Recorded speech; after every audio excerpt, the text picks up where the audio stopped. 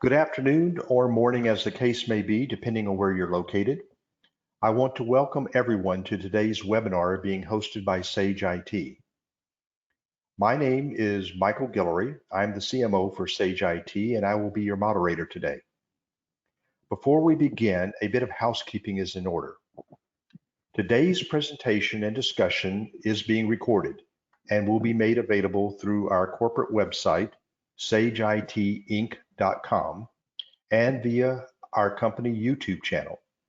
It will also be made available through our webinar platform hosting this event. For those interested, the presentation material will also be available as a PDF download on our website. This webinar is intended to be interactive and provide sharing of information among our panelists as well as the audience. We have allocated a portion of today's event for Q&A after the main presentation and want to encourage all attendees to ask any questions they may have, and our panelists will surely respond. Questions may be submitted using the questions section of the webinar panel. Should time not allow us to get to every question, we will provide answers as part of our follow-up.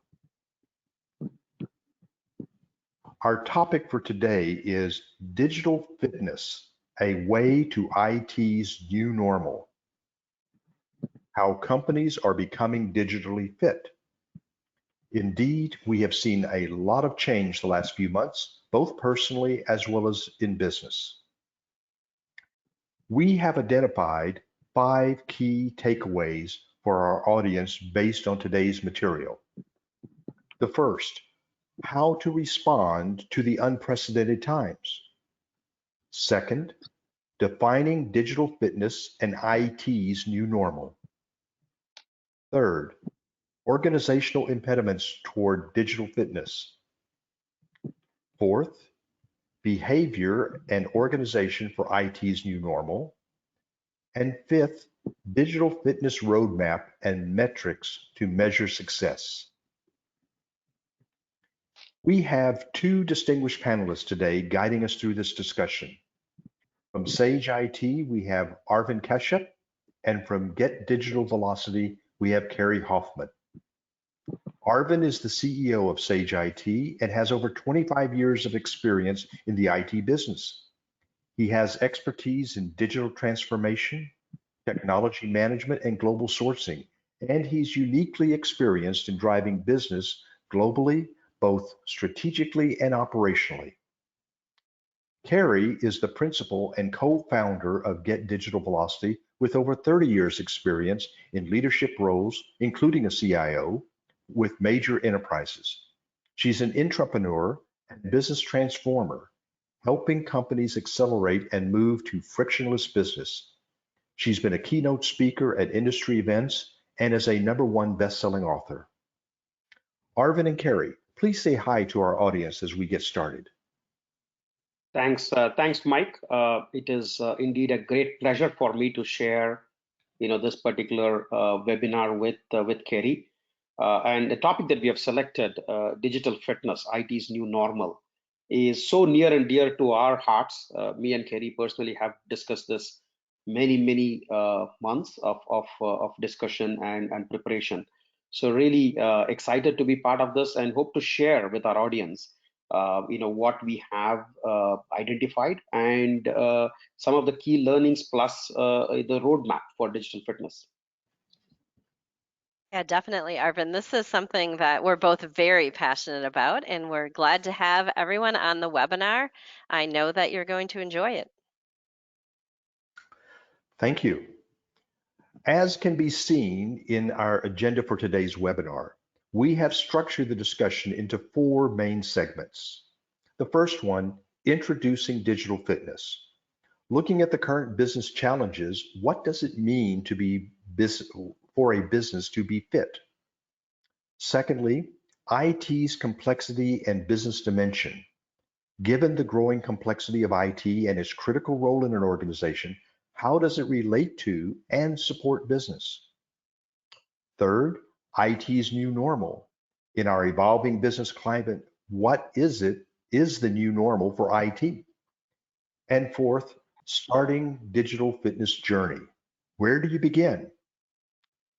We will then conclude things with an open Q&A, welcoming your questions regarding digital fitness and how it can be used to overcome the new challenges in the new normal of business. With that, let's get started. Aravind, please lead the way. Thanks, Mike. Uh, Before we start, I think this is something that is near and dear to my heart, right? Something that has stuck with me for the last 25 years or so. This is our famous Origin of Species, Charles Darwin. It's talking about it's not the strongest of the species that's going to survive, nor the most intelligent. It is the most responsive to change. While this quote is an age-old quote, but its application today, as we stand in this situation that we are in, is so true, right? The most responsive to change is the one that's going to survive and that's going to lead. So we're going to start with this, which is so apt and so relevant. Now, before we proceed, we wanted to take a little bit of step back to really see the recovery, the road to recovery for COVID-19. I'm sure each one of you in this audience has had an impact, right? It is actually an understatement to say that the world has become upside down in the last 4 to 5 months. The pandemic is so widespread and the impact is global in nature. The impact is across all parts of the geography, all parts of our business, whether you're a big organization, whether you are a small organization, whether you are a lean organization, whether you are a fat organization, every one of us have had an impact. In fact, it is very heartening to see that there has been a real loss in the net worth and the wealth for both businesses as well as individuals. So if you really look at the real GDP, which actually measures the level of output, right? And if you look across different geographies, right, the drop in the real value or the real output is almost double digit across the different geographies, right? And this drop is not just in 2019 compared to 2019, it's also compared to 2020.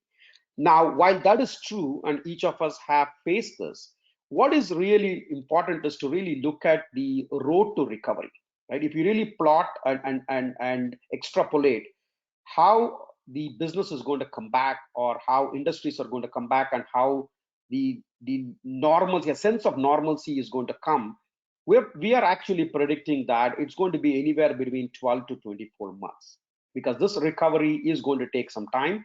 And more importantly, this recovery may not even be fully come back to the same level as it was before, right? So in this new unprecedented time, we actually are calling out for bold actions, and that's why this particular topic of digital fitness, right, how to make your organization digitally fit, is so important. Kerrie, I know you have seen in your past experience for the last 25, 30 years, you have seen various crises, right? Whether it was the dot-com bubble or the financial impact or other Definitely. things. Can you share some of, and what are your observations as you see this particular one?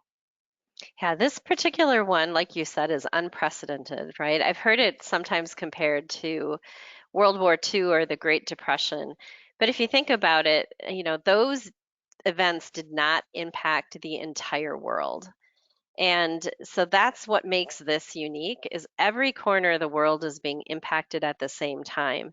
And so it's something that's new. It's something that hasn't happened before in any of our lifetimes. And it's very interesting to observe and watch the reaction and how we come out of this. Absolutely. And the way we look at this is even more complex, right? This is not one issue. So many times we have faced issues and crises.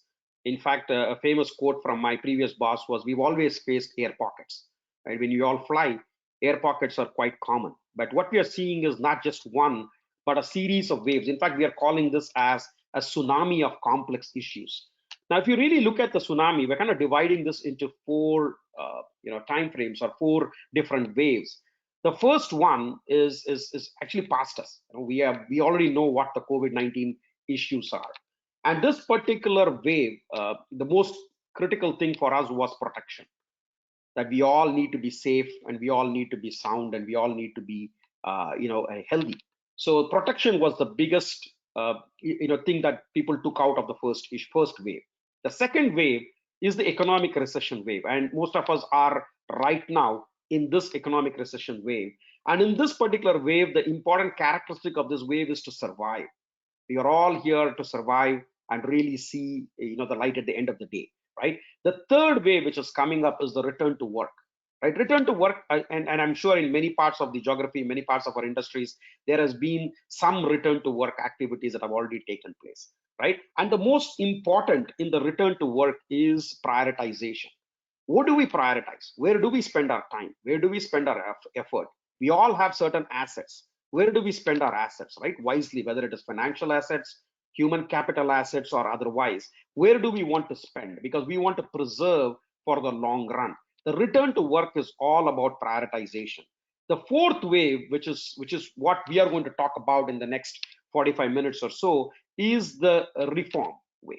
And this is the way where you would see some fundamental shift in the way we work, right? While these waves are one after the other, with increasing impact and increasing effect, as leaders, we all need to now look at this and really react and really take this into different zones, right? As leaders who are on this particular audience, we all need to look at this slightly different, right? We all have to look at this to how do we resolve, how do we build resiliency, how do we return, how do we react to the return to work, how can we reimagine our business, and how do we reform, right? So it's a very interesting that this complex issues, or the series of complex issues, have really forced leadership within us to think very differently, right? I think Mike, we would like to do a poll at this stage. Yes. To really get the audience involved in the webinar. So why don't you take away with the poll? Yeah, thank you, Aravind. You have well described the current challenges businesses are facing as a result of the COVID-19 crisis. A tsunami is an apt metaphor. So as mentioned, before moving to the next topic, we'd like to turn to the audience to get their input on their current challenges via a quick poll. So let me bring the poll up, and we will do that. The question is, at which stage do you see your organization's current situation? Is it the initial issues, the business recession? Is it returning to work? Is it reforming for the new normal? I will pause a few seconds to allow the audience to make their selection.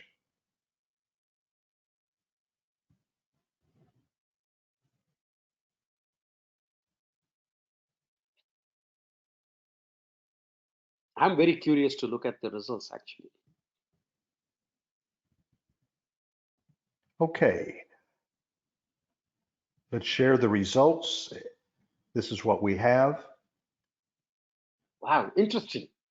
Interesting to see that our audience, obviously we agree with them that we are in an economic recession, but more importantly, we are seeing that a lot of our audience are reforming to the new normal, because I think there's significant, almost a 1/3 or 1/4 of our audience looking to reform to the new normal. Basically, they're looking to make some foundational changes.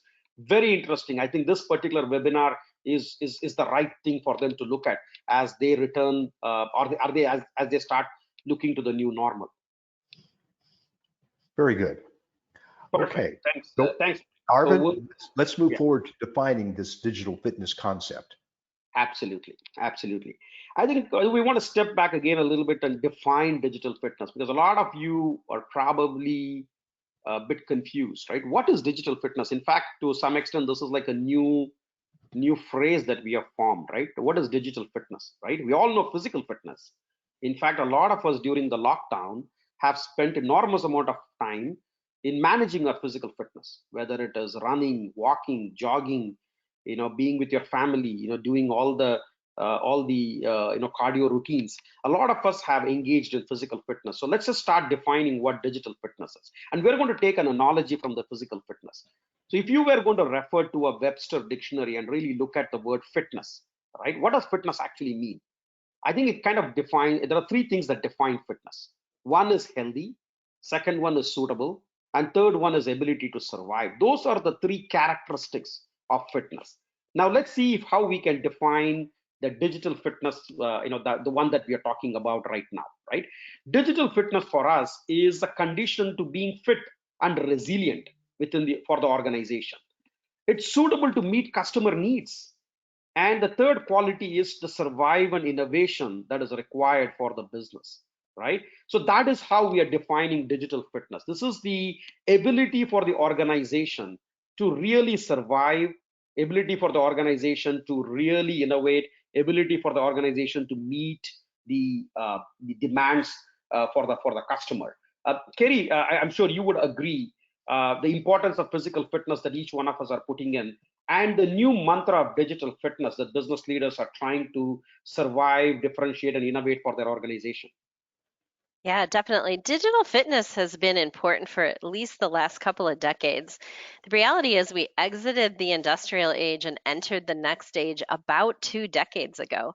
And the way business is done in the next age is very different, and it requires digital fitness. I think one of the most important differences is this centricity around the customer. It's so important to understand your customer needs and issues, and then be agile and resilient enough to be able to solve those customers' issues. So this migration into the next stage has been slow until COVID and this pandemic hit. And now everyone's really just been shoved into the next age and has to be digitally fit to some extent in order to reinvent their business and move on. Absolutely, absolutely. I think you're well said that the customer, to many years we've been talking about customer in the middle as well. Now, having defined digital fitness, we want to go a little further and really look at what stops us from being digitally fit, right? As with individuals, each one of us are very different. Some of us, inherently gravitate towards more fitness versus some of the others who do not. So what are the things that actually stop or impede or even block organizations from becoming digitally fit, right? And I think we want to walk you through a few of those impediments. The first one is organization traditionally have adopted teams approach to tackle the situation. When we say teams approach, I'm sure each one of you as an audience, you would have seen this approach that organizations tend to organize themselves into different teams, and we're calling that in like a 4 different team structure here: team deliver, team decide, team discover, and more importantly is the one that actually team design, right? So these 4 teams to a large extent have been created because they serve a purpose. And more importantly, they also fall into this whole economies of scale, sometimes centers of excellence, centers of competency. Team deliver, in many cases, we call them as execution team. The team decide, we would call them as the operations team. The team design, we would call them as the planning team. And the team design, we would call them as a strategic team, right? And this is how organizations have traditionally been approached or traditionally been set up, right? And the nerve center in the middle, which kind of brings the teams together. Kerrie, you have experienced yourself as the CIO of Fortune 100 company. Why don't you share some light about the team of teams approaches that organizations are embarking on? Yeah, in today's day, not only do you have to continue to do these activities, deliver, decide, discover, and design, and you're often doing those in teams, you also need to be able to pivot quickly to customer needs. And this requires teams to come together into projects that are centered around the customer. And you may staff those teams with people from these 4 teams that you see. So now you've got this team approach, and employees often belong to 2 or 3 different teams and have to be able to manage through the work and their different roles on those teams. And that's where this nerve center comes into play. Absolutely, absolutely. And one of the things, another famous, I'm again going back to this analogy of how do you deal with nerve center, right? And I'm sure some of our audience here are history buffs. They know who John Boyd is. John Boyd was a U.S. Air Force general who actually created this concept of an OODA, which is observe, orient, decide, and act, as a core concept for military thinking, right? Especially during the Vietnam War. And the whole idea of the OODA is to really enable appropriate decisions to be taken at a rate which is much faster than what the environment is evolving. Today, given the situation that we are in, OODA is even more important. And in fact, we are going to articulate how you as an IT leader need to start using this as a principle to really address the digital fitness. It's all about observing things, orienting, deciding, and act. In fact, John Boyd, and if my history is correct, John Boyd was also called the 40-second Boyd, right? The 40-second Boyd. The reason was, he has an ability to win the fight against the enemy in about 40 seconds, using this very concept of observe, orient, decide, and act. So we're going to use this extensively. In fact, we're going to connect this to the rest of the presentation as well, right? So having really looked at the nerve center and the whole concept of OODA, let's start looking about, what is the reality within your own organization, right? Every organization is different. Every organization has a DNA, and the DNA to a large extent dictates how you actually behave and how you actually work. Very similar to our physical fitness. Each one of us have a certain DNA, and the DNA actually comes in the middle of what we are trying to do. We within Sage IT and Get Digital Velocity have kind of grouped these companies into 4 types of organization, right? The first type of organization, we are defining it as legacy organizations. Traditional, legacy organizations who have seen or used technology for business operations, right? Business is very important, and technology kind of supports the business operations. The second type of organizations are traditional organizations who have used technology for business capabilities. They start with the business capability map, and then the technology kind of supports the business capability, whether it is supply chain, whether it is customer service, whether it is manufacturing, whether it is other business capabilities that are required. It is a capability, and technology kind of supports the business capability. The third type of organization are those which we call themselves as the progressive organizations, right? These organizations have always looked at IT for market advantage, right? These organizations really look at technology to build that business advantage that is required.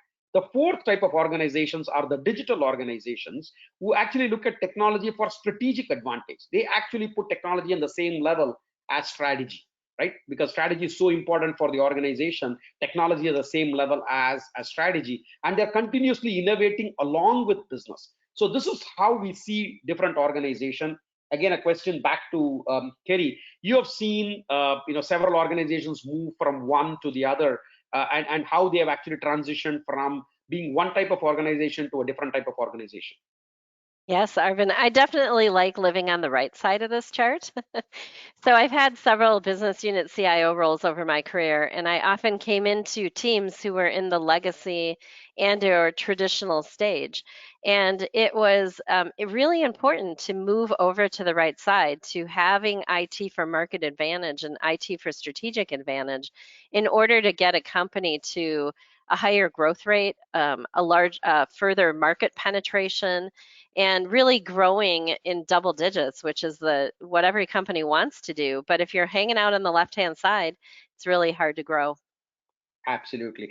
I think it's also time for us to now engage our audience. And Mike, if you were going to poll the audience really to understand where do they categorize their organizations? Absolutely. And thank you, Kerrie and Arvind. This is a great way of looking at how organizations can be categorized. And so we'd like to ask the audience about their views, how they see themselves. So do you see yourself as legacy, traditional, progressive, or digital? Once again, I'll pause a few seconds to allow you to make your selection.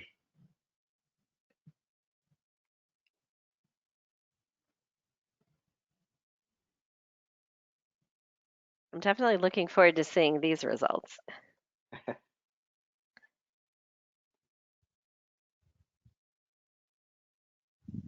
Okay, here we go. Interesting. Interesting. A lot of our audience are considering their organizations to be progressive, really technology, driving towards market advantage.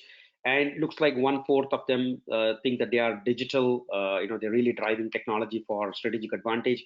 It's very interesting, right? Because that's how the organizations are.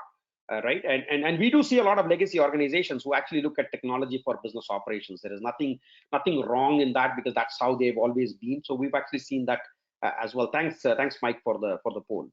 Now, having looked at the two dimensions, the teams, and then we've also looked at how the business DNA or the organization DNA is. Let's just move forward to my favorite topic as to how is IT organized, right? And this is something that's very near and dear to my heart, right? IT organizations have become more complex, right? In fact, I would normally, when I talk to the CIOs, I even tell them their organization is even more complex than the business. Sometimes business is easy to deal with. IT is very difficult to deal with, right? Because IT organization has become extremely complex. And here is the view of that complexity, right? We're trying to come up with this view of how complex is the IT organization. And I'm going to pause here for you to look at, right? IT in a many senses organized, very matrixed. There is strategy, plan, design, implement, and operate. And then you also have various business functions that the IT actually performs, whether it is business management, whether it is risk and compliance, whether it is IT solution delivery, governance, IT services support. It is a very complex matrix organization across various functions, and there are very reasons for that, right? It is economies of scale. We are driving excellence within the IT organization. We are also becoming super specialized within IT as well. Again, Kerrie, a question for you. You've been a past CIO for large organization, and I'm sure you probably have seen this, and you also seen even more complex organization. Yeah, definitely. There is a lot of complexity in IT, and I think one of the challenges with the IT organization is often we are supporting a variety of applications and systems. Some that are very old, some that are, fairly old, some that are new. And if we're not paying attention and getting rid of those legacy systems and replacing them, if we're just constantly adding, then our IT organization to support it becomes more and more complex. Absolutely. And I think that is also stopping IT, the organizations to be digitally fit because of the complexity within the IT organization. So we're going to move forward. We're going to take a little bit of step back, and so we've defined a digital fitness as an ability to survive and innovate and to meet the customer need. We also defined what stops your organization to be digitally fit, whether it is the way you organize your teams, whether the way you actually, the DNA of the organization itself, or the complexity of IT organization itself, right? So that's what actually makes, it actually impedes your ability to be digitally fit. Now, moving forward, we're going to start defining what is this new normal that we are talking about, right?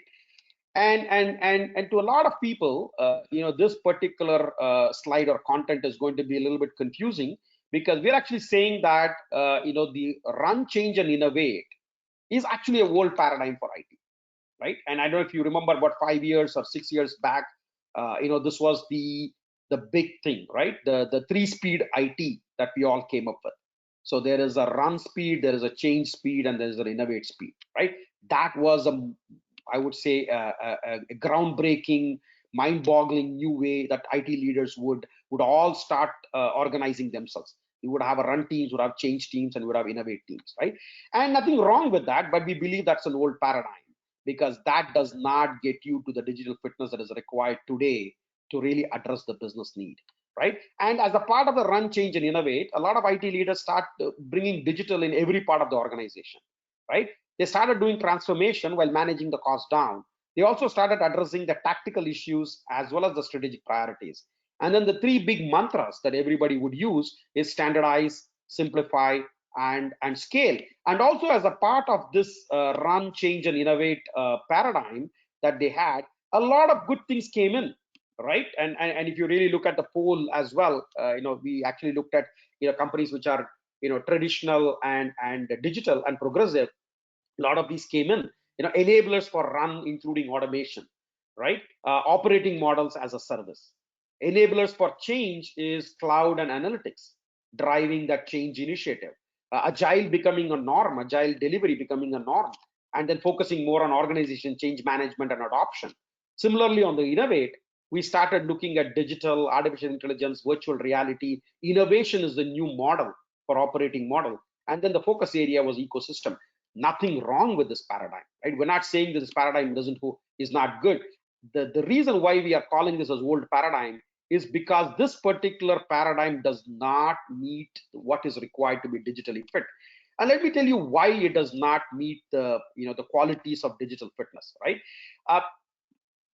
We got to move away from this mindset of applications and applications to more of business interactions, right? Business interactions are the ones that we need to focus on this new normal, and business interactions are the one which actually gives the lifeline for the business. And these business interactions are increasingly becoming difficult. They are increasingly become boundaryless, increasingly become interdependent, and they are increasingly becoming market aligned. So let's just take a minute and define what these business interactions that are we talking about, right? The first, and we're going to define these business interactions in 4 zones. It's very, very critical we understand what the zone is and what kind of business interactions that you need to enable as IT leader. You need to enable for those interactions to happen, right? The first business interaction is the customer zone of interaction, right? And as you all know, customer in the middle of the whole business. So customer zone of interaction becomes a prime area, and that IT leaders need to enable that particular customer zone of interaction, right? And in that zone, in that zone of customer interaction, we're talking about multiple platforms. That zone caters to all the touch points that the customer would have with the organization, whether it is customer service, whether it is walking into a store, whether it is field technician, whether it is coming through web, mobile, social, it doesn't matter, right? Though the customer zone is one business interaction that the IT leaders need to address. The second zone that the IT leaders need to address is the zone of partners. It is very, very critical in this new normal that you address the partner zone, because you're going to work with an ecosystem. It's not just one, it's going to be an entire set of partners, right? And these partners and suppliers need to be addressed as well, right? And you would address them using application programming interface. You would address them using integration. You would address them by really creating an ecosystem for the partners to interact with your organization. The third zone that you would have to interact with, or third zone that you would have to address, is the zone of things.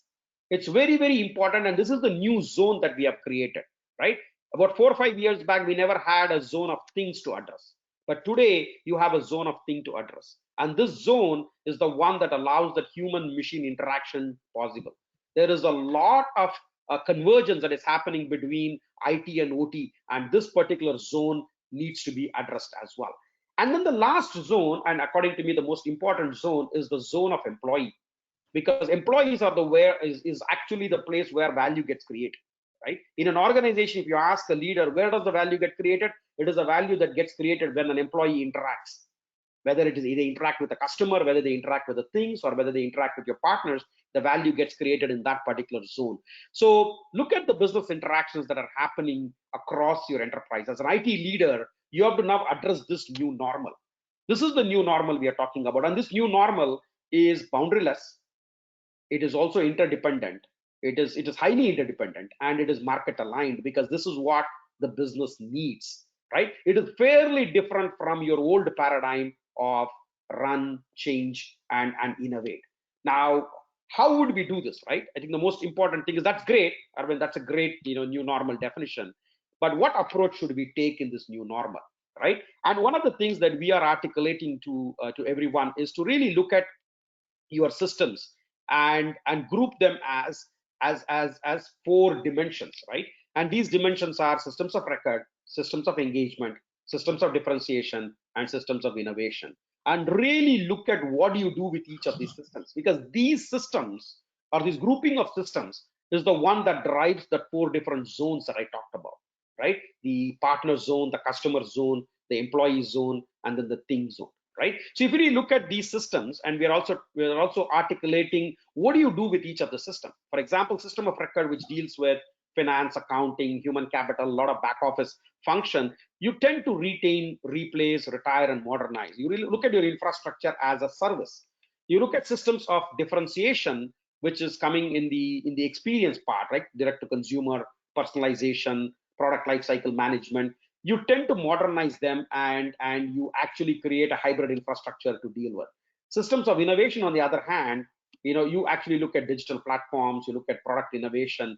There, you're actually institutionalizing the whole innovation. So it is not in one small pocket, it is across the organization, and you actually deal with it as platform as a service. Systems of engagement, on the other hand, you actually look at interoperability, right? Insights and advanced analytics driving systems of engagement. You look at software as a service for systems of engagement. So the way we have categorized these systems enable IT leaders to now address this new normal, the new normal of customer, partner, thing, and employee. Kerrie, I'm going to stop here and really ask you, as you reflect on the different systems of engagement, and systems of record and innovation, and system of differentiation, how do you actually look at from a process and technology standpoint? Yeah, from a technology standpoint, categorizing your systems into these categories is really important, and it comes down to IT architecture. You have to understand your apps and your platforms and the architecture and where they lie within these different systems and architect it well. The most important thing to me on this chart are the axes. So on the x-axis, you have technology, with the two things on the left being very standard. So you need to make sure when you're implementing those systems that they're as standard and vanilla as possible. And on the right, you've got a lot of evolving technology. So that technology is going to come and go, change, be modified, maybe be different for different parts of the business. Now on the y-axis, you have business process, where on the bottom it's standard and on the top it's differentiated. I just want to pause for a minute on standardized process on the bottom. On the left-hand side, systems of record, you have to standardize your process end to end. On the right-hand side, systems of engagement, where the technology is evolving and the needs may be different across the organization, we're actually standardizing steps in a process and allowing those steps to be put together in a variable way in order to have that agility, the speed, the variation that you need on a system of engagement and a system of innovation. Absolutely. I think this itself, me and Kerrie were thinking about this itself would take another webinar for us to deep dive, and then we would definitely do that as well. Now that we have given you, what is the new normal to deal with the 4 zones, and we've also given you an approach to the new normal, I think one of the things that we're going to leave you thinking is, continuous transformation, right? If you want to really create a digitally fit organization, IT leaders have to continuously transform, and we're actually going to transform around 4 axes, right? It's very important that you look at these axes as independent, but also interdependent as well, right? So if you really look at the 4 axes, we have an axis, we're calling the first axis as axis of simplification, right? Within your IT organization, you got to find an axis where you're going to simplify your organization, you're going to simplify your infrastructure, you're going to simplify your applications. So simplification is an axis around which you have to transform your organization. The second one is to transform the organization across the experience axis. You have to transform every single touch point that the customer or the partner or the supplier or the employee has with the organization, and you have to transform that experience axis. The third axis is the connected axis, because you now have an ability to connect internal, external, connect with things, connect with machines, connect with variables. So you are really looking at an axis of transformation on the connected level, right? And then the last axis that you want to transform continuously is the acceleration axis. And this is the axis where you are bringing data and intelligence together to drive business value. In fact, if you really look at this is actually the end goal for any IT leader, is to really look at simplification, connected, experience, and acceleration as 4 different transformations going on within the organization, maybe all in different speeds, not necessarily one, they're all going into different speeds. In fact, if I if I want to take a little bit of a minute or so to explain this, right? If you really look at stability, right, a stability of anything, a column is the one that is highly stable, right? If you have a skyscraper or you have a column, a monument, you have columns which are actually depicting a stability, right? But the problem with the column is it does not react to the external agents. It is not transforming itself, right? Within the organization, you really want to have a stability, but then the way we are breaking down is really a transformation across each of the axes is a different speed. So as they start moving from an external standpoint, this looks like a stable column, right? That's what we want our organizations to be, right? And this is very, very important that as IT leaders, you need to find what will be more important for you as you transform. Kerrie, again, a question back to you on the 4 axes and the speed of transformation. Can you share some of your inputs? Yeah, definitely. So business is very dynamic today. And as you're looking to solve various issues for your customers, these 4 things, these 4 axes will spin at different speeds, as Aravind said, but each issue that you're addressing may be a faster simplification or a faster experience. It's going to be dynamic. It's going to change over time. So it's so important today to be digitally fit in order to be able to adjust these speeds. And it kind of goes back to that OODA loop. The thing about the OODA loop, the observe, orient, decide, and act, is that your organization needs to be faster than the whole environment in order for you to keep up with the speed of business. Absolutely. Mike, would we have some time for one short poll? Absolutely, Aravind. And again, thank you, Kerrie and Aravind.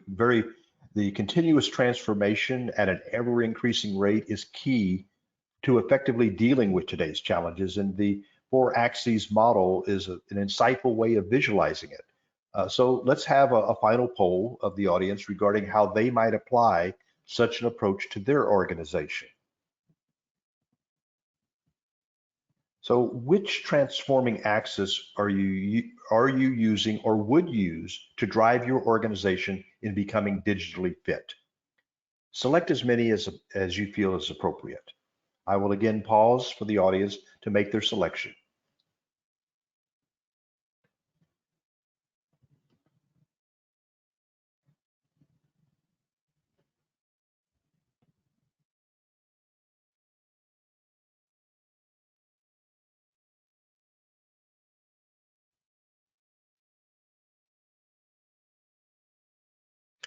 Okay, and let's see what these results are.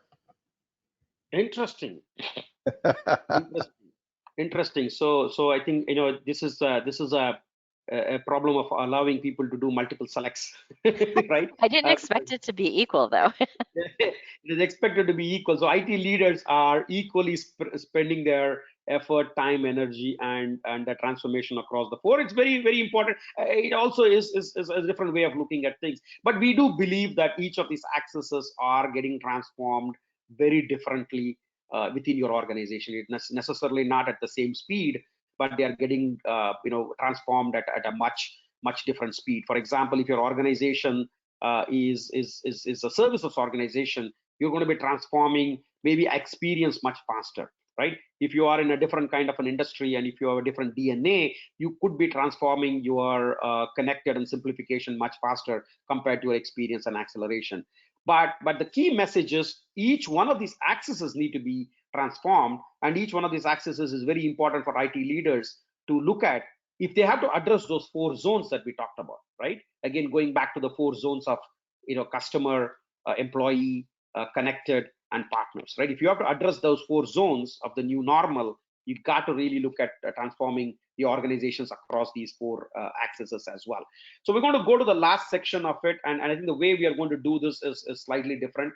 We are going to talk a little bit about our digital roadmap, because I know each one of you have understood what digital fitness is. We've also talked about what is the new normal. Now comes the question is, okay, great, Aravind and Kerrie, how would we get there, right? We need someone to guide us, right? We need the coach, we need the guru who's going to help us get there. So we do have a roadmap to get to IT's new normal, and I'm going to just play the roadmap as an eye chart. and this actually gets you a clearly defined set of activities over time. And what me and Kerrie would do is we're going to take this as a part 2 of our webinar and really get deep into this roadmap, because this is not something that we would be quickly able to decipher here. But we're going to leave this as a takeaway, the IT roadmap. Now, having seen the roadmap and having gone through the different things, one of the quick questions that everybody is going to ask is, okay, Aravind, great, we have the roadmap. You also told us what IT's new normal is. How am I going to measure my fitness, right? For physical fitness, we all have many metrics, right? My wife always measures herself as BMI, right? That's the metric that she uses to measure physical fitness, right? How do you measure the digital fitness of an organization, right? And we are articulating that you use, my favorite again, a balanced scorecard approach to measure the digital fitness of the organization and really organize your scorecard across the 4 dimensions of the balanced scorecard, right? Whether it is, organize it on business driver, organize it on data and information, organize it around operations and business growth and efficiency. So a balanced scorecard gives you an ability to really measure your digital fitness. And some of the metrics that we are articulating for that measurement are not your traditional metrics, right? In the traditional sense, we had a lot of cost metrics, we have a lot of operations metrics, that IT leaders would measure. But we are actually talking about metrics that are aligned to business, right? Things like revenue improvement, cash flow, right? Innovation, brand equity, right? Really look at IT driving brand equity, right? IT driving availability, excellence, scalability. So really look at IT from a different lens when you actually measure IT scorecard and really see whether you're digitally fit. Again, as a part of our next series, we're going to get these 2 things much more detailed.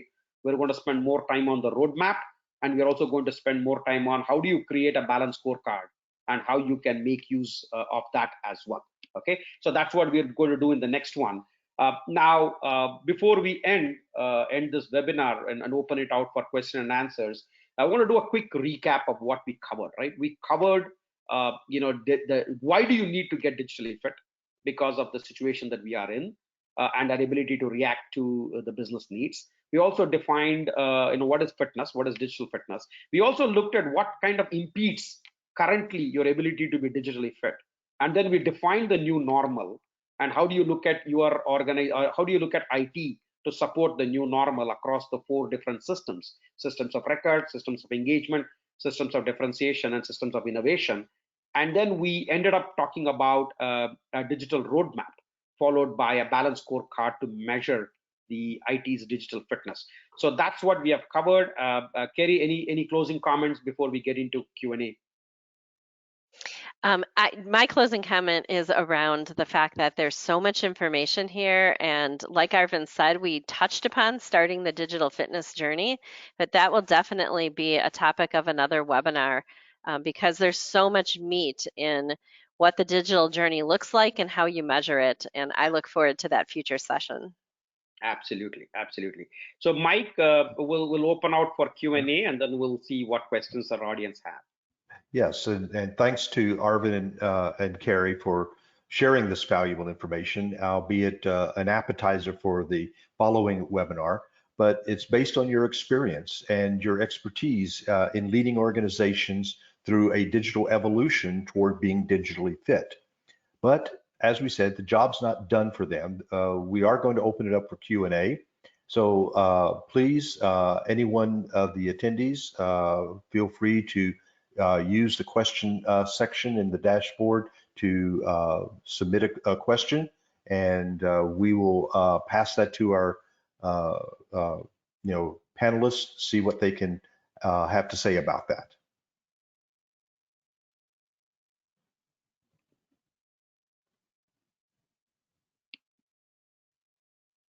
Okay. Trying to let people know. All right, I think we have one here. It reads, we have outsourced heavily in our IT organization. What are the ways in which we can start a digital fitness program in this situation? Interesting, right?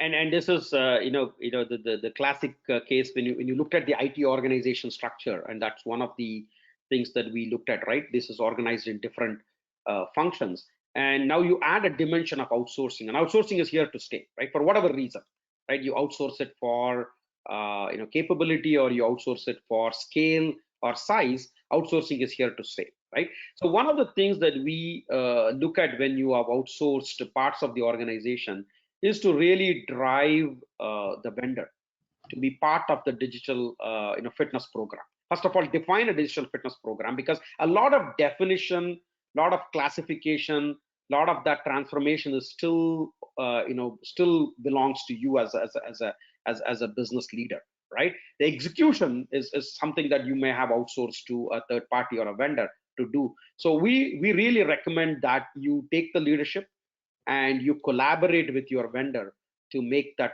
transformation happen, and make the fitness program come into a reality. Kerrie, any thoughts from your side? Yeah, what you're saying, Arvind, is so important because one of the new ways of working is to use alternate sources of talent. So not only will we have the organizations that we've outsourced to, which is something we did in a traditional business, but we'll also be using unique partnerships with suppliers, maybe freelancers in the gig society.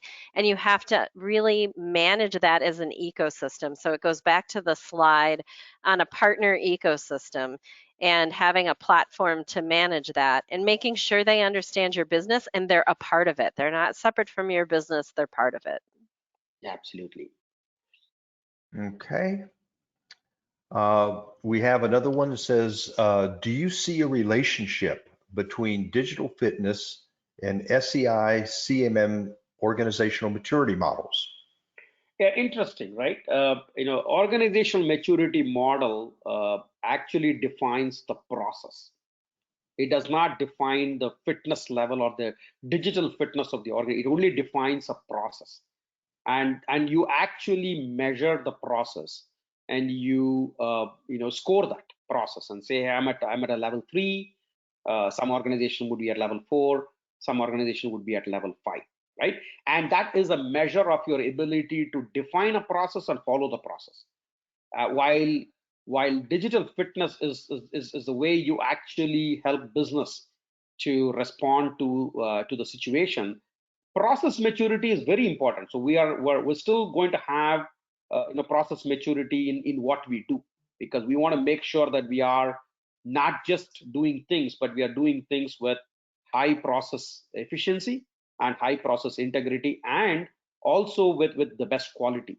So CMM and CMM processes and CMM levels continue to stay, but they don't actually necessarily reflect the digital fitness. So an organization could be a level 5 on CMM, but necessarily doesn't mean that it is digitally fit. Kerrie, any thoughts on that point? Yeah, this is a great question because it is important for your processes to be mature. And for some companies, a 3 is really good, right? You may never want to get to a 5. However, process is going to change because business is very dynamic now. So I think the trick is when you introduce a new process or make a major change to a process, how quickly can you get back up to a level 3 or a level 4 or a level 5 where you were at before? Because that is where you combine digital fitness with process maturity. It's almost like a process cycle time. Has to be high if you think about it that way. Uh, very interesting, right? To really look at how do you keep the process cycle time, not just faster, better and cheaper, but you're also looking at how can it be agile and reactive to what the business needs.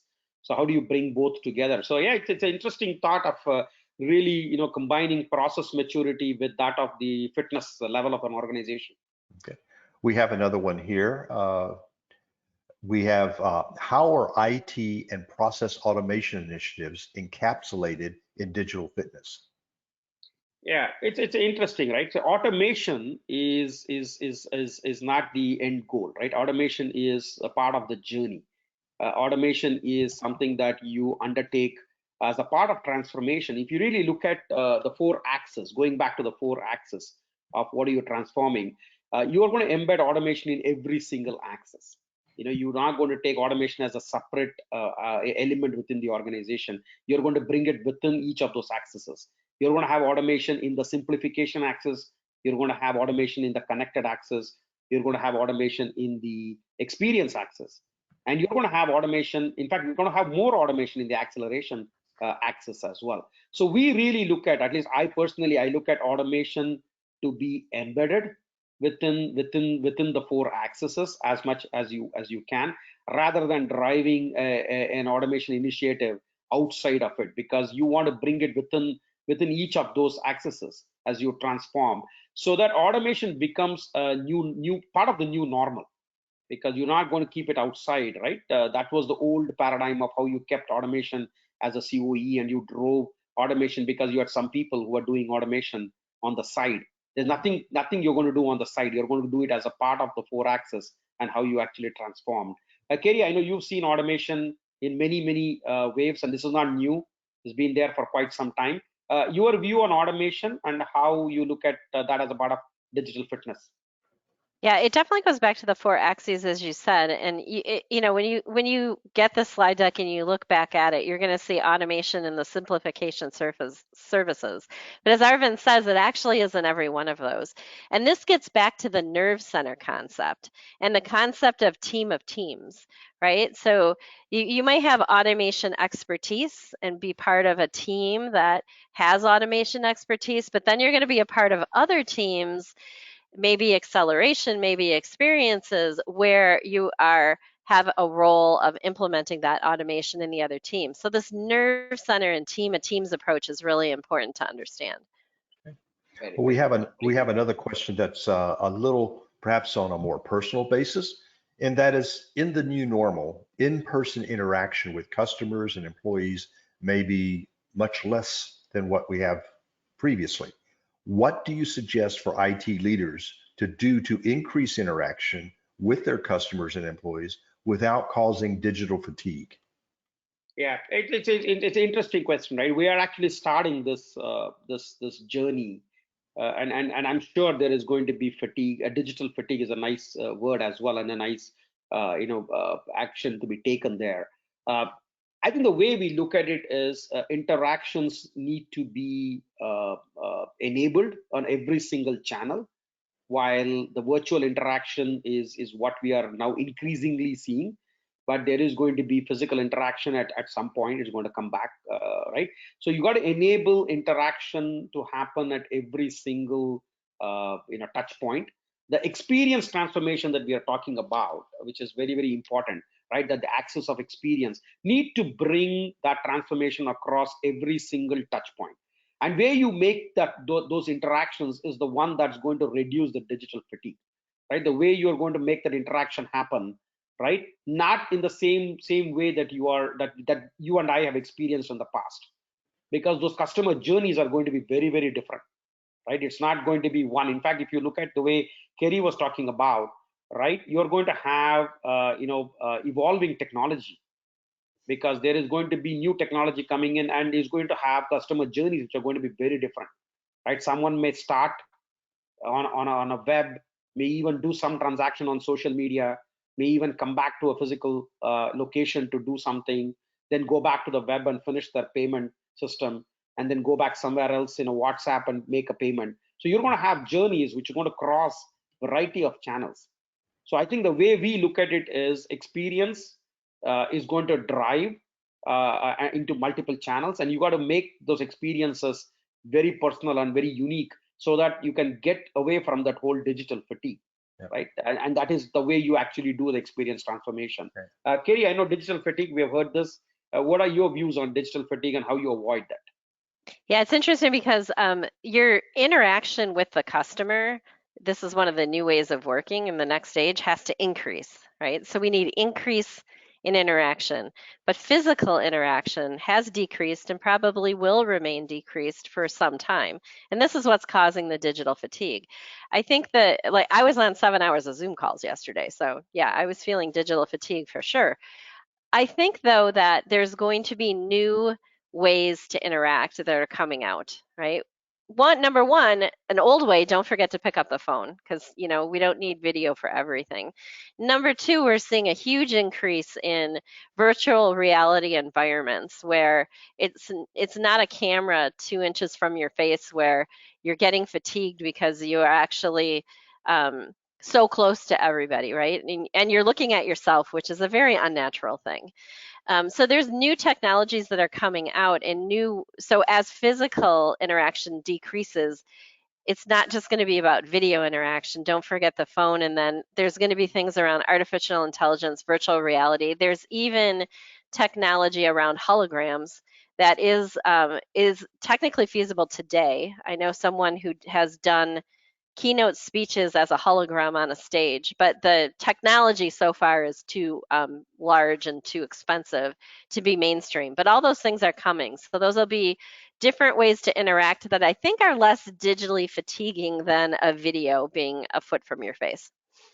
Absolutely, absolutely, and we'll get over that. I think we're going to make it a little bit of risk and reward, and really bring that gamification that is required for people to have less fatigue. Okay.